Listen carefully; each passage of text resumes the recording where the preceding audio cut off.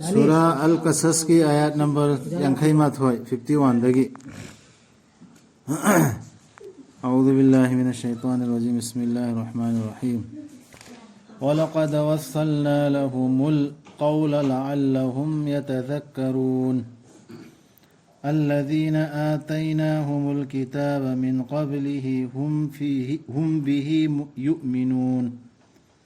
وإذا يتلى عليهم قالوا آمنا به إنه الحق من ربنا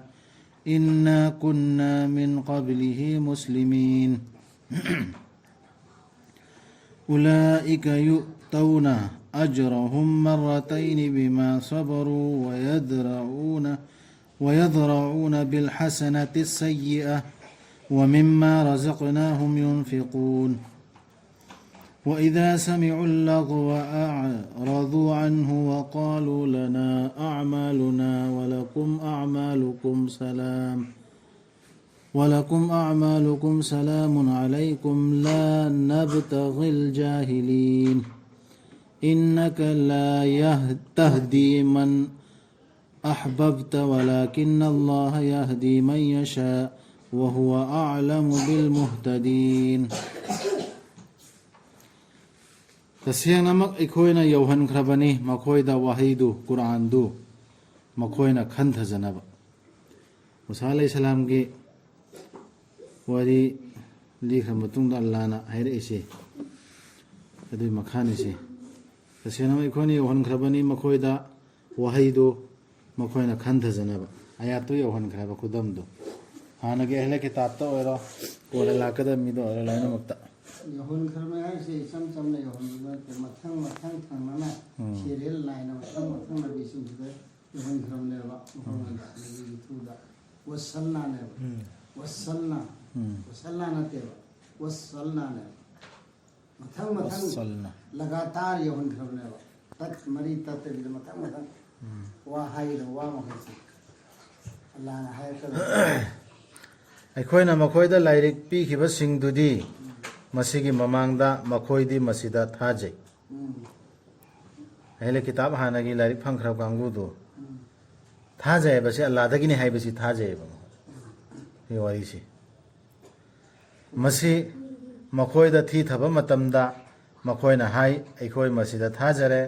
तसेनमक मसी अचुंबदुमकनी अखोयगी रब्तगी तसेनमक अखोयदी ओइदुना लाकजबनी मसीगी ममांगदगी अल्लाहदा चंगजबसिंग चुमैना हाय मा होयना ये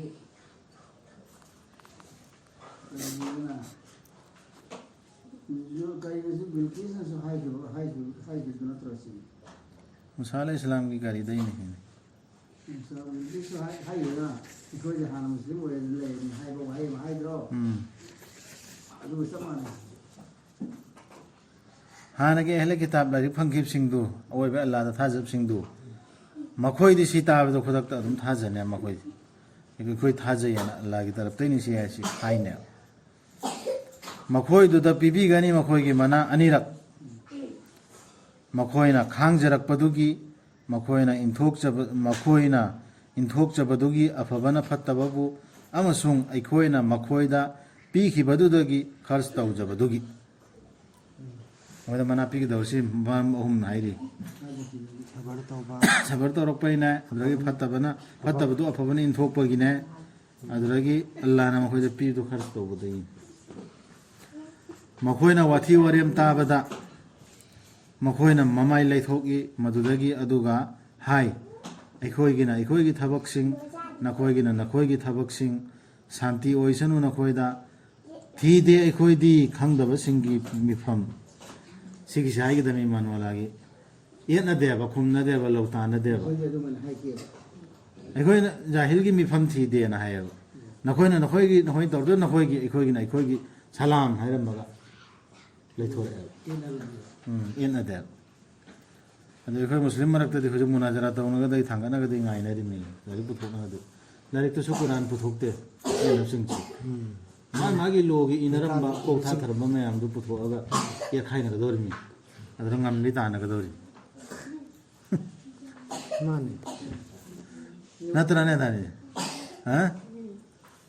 कुरान पुथोपरनि एन अब्दबा हमारे किताब जो ꯃꯈꯥꯗ ꯇꯥꯗ꯭ꯔꯦ ꯁꯦꯝ तसेंगनमक ओ मोहम्मद सल्लल्लाहु अलैहि वसल्लम नंगना ngमलोय लमजिंगबा नंगना नुंसी नुंसीबदु कीद्रसे तोंगिमसुंग अल्लाह दि ngमबनी लमजिंगबा माना लमजिंगबिगे निंगबिबदु हाइबो नबीदा हाइबो नबीगी थ्रुदा नबीदने हाइसे अल्लाह दरे येना रबदा मामांगागी निसिंगी सुमय तवे अदुने अदाने येना रमदे मांगी मां पोखे कांगुसिंगदी अदुने नंगसु येना गरोना हाइफम तो हाइबो हाइबना नंगना लाम पामसु नंग पामबिदु असे फंगदबि नंग सि पामे बलान चाचासी मुमि ओहेंगेन हाइबा नत्र चातोंजी नंगना नुंसीबदु यारो ओहेंगेन हाइबदो नुंसीरसु यारो नंगना पामबदु नंग मिजंग जंगिला सुजा यारो हैरि ngमोय हैरि मे अल्लाह ना पामबदु ओइने है सिदबु कनाना आदा मखोइना नबीना पैगंबर ना नत्रगा बुजुर्ग ना सिफात तौदोर सिका महिना न अल्लाह की आयत तो चट खिदरबा पाम खिदरबा मीदु कनाना न बकन अदु तंजादने सु धारेगा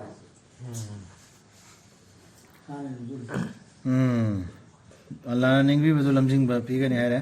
माना हेना खंगबनी लमजिंग इन बसिंगदो अल्लाह ने हेना खंगेबा नबी दी इंसान निदना हांदे अल्लाह ना खंगेब कनानो हाइबी लकदबसि इलोइदबसि मखोइना हाय अखोइना लमजिंग इल्लुरबदी नंगा लोइनाना अखोइबु तांथोक पिखरगनी सिदि हुजको दुम हाइबो हाइदुनी रसूल द स्वाइगिर जगो अखोइगी इरमदमदगी अखोइना खुंदा अखोइना अल्लाह ना खुंदा हनबा नत्रा नखोइबु मखोइबु असोय अंगम लैत्रबा असेंग लम अमदा मदुदा पुसिन बिरक्तुना मखल खुदिंगी ओहैसिंग चिंजाक ओइना अखोइगी माइकैदगी तौंगिमसुंग मखोइ अयामबना मदु खंगदबनी मखोइना हाबे इल्लुदना ऐसे नंग अदर पाउकुम नंग हाइदु चुमेना लौरुदना अखोइना कर्मम ममिन ओइ तारदी अखोइ लमसि लैबि याबिद्राइना हाइबिने पमाइ होजि हाइरिसिन रोइना अदु हाइबा कांदा अदुने हाइरिसि महिमा मिदु करिगिनो बर इचा इशु पालरोय मिदु करिगिनो हो होजि लैबा मकासि बहाना करि ओमरो रिसि वो रिसि मा कुंदा हालिसि अल्लाह ना नेबा निन्न लापजानि मखोइना तांथोइना गिरदु खुंदा हल्लिबा नहोइ ले हल्लिदु अल्लाह ना नेबा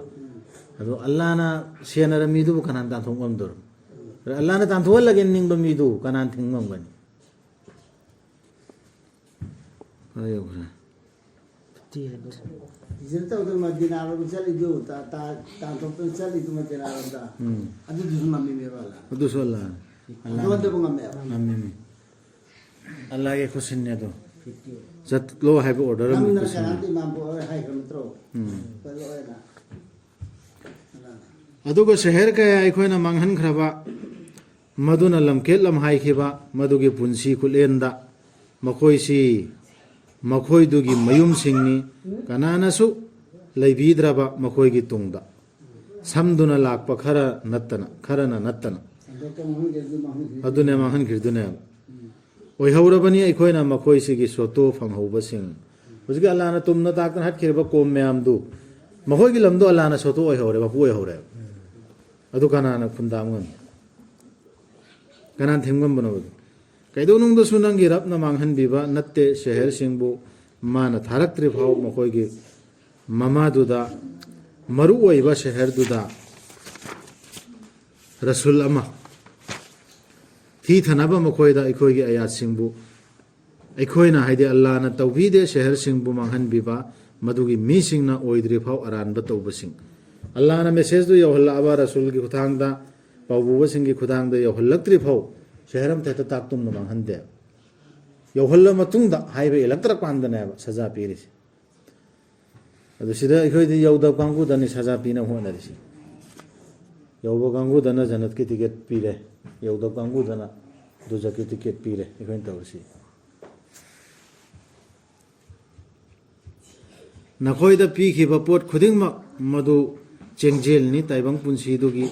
अमसुंग मदुगी लैतियंगनि अदुबो अल्लाह की मनाक्ता लैबदुनदी हेना फबनी अमसुंग हेना सांगना चटकदबनी अदु ओइरबदी नखोइबु खनथररोइद्र अके अमौगी गाड़ी ओइरो बंगला ओइरो फिजोन ओइरो फजा फजा दुनिया से ma'am लाइदना होजे अखोइदा मितना Pamba kaisu kai de sizinnagadami adu tofane gift allagi allagi pirakpa ikoi de khudol ni leiteng ne Allah manakta lai dun di hena phaya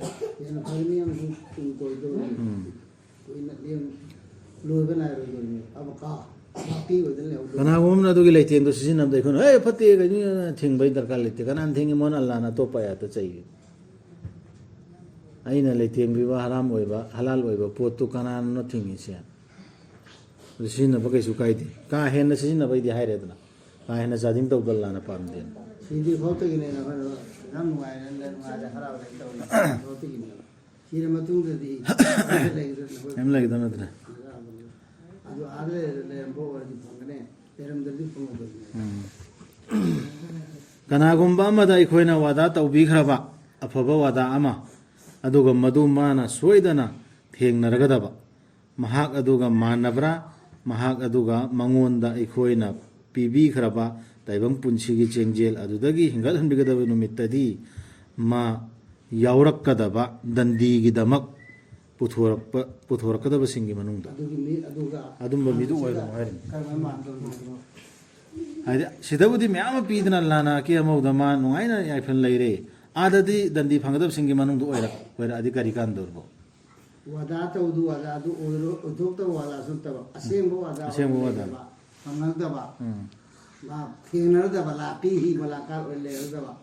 adugi wada tawdu leiribo poto adu ne hen phabra dunia da nuai ya hen phabra lerega kam dandi phangudu explanation kol to bosi man gi yorokdo aduna hen phabra aduna karambana phabana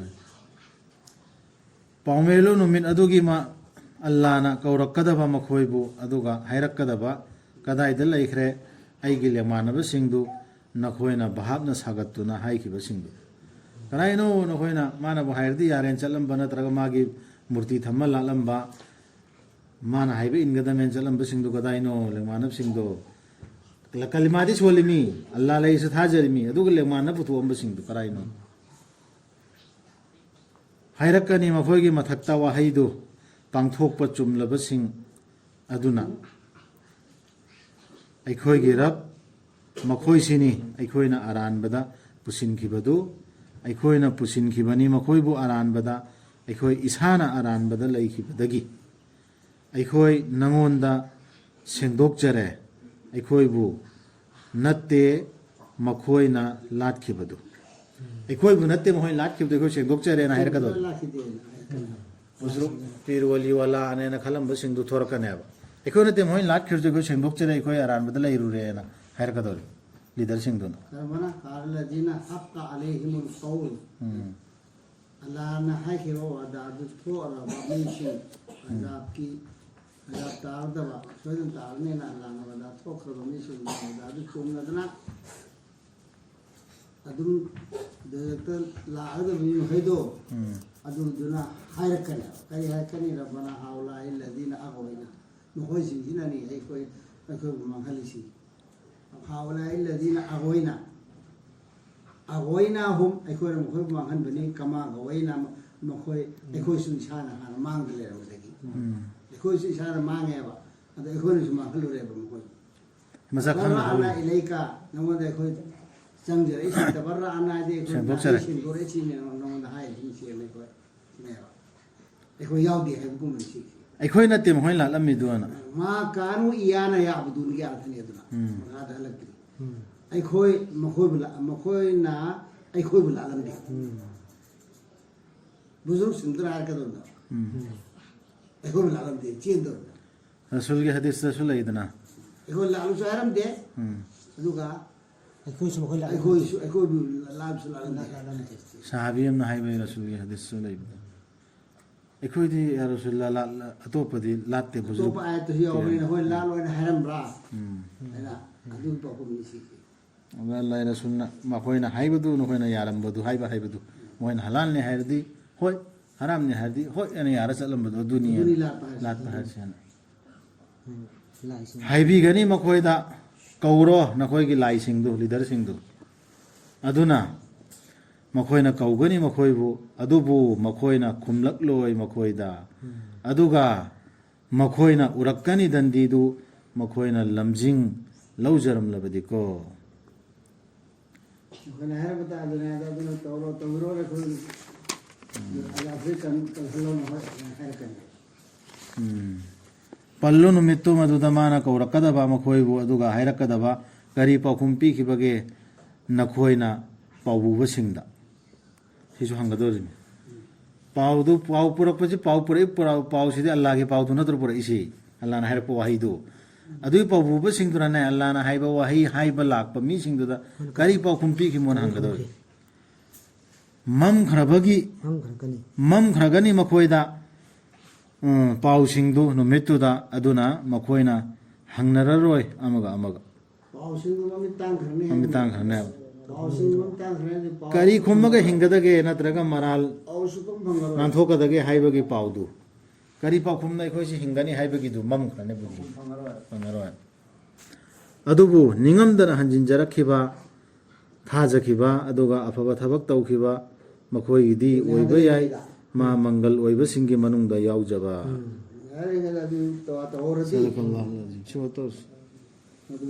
कामयाब ओइसिन यावजबा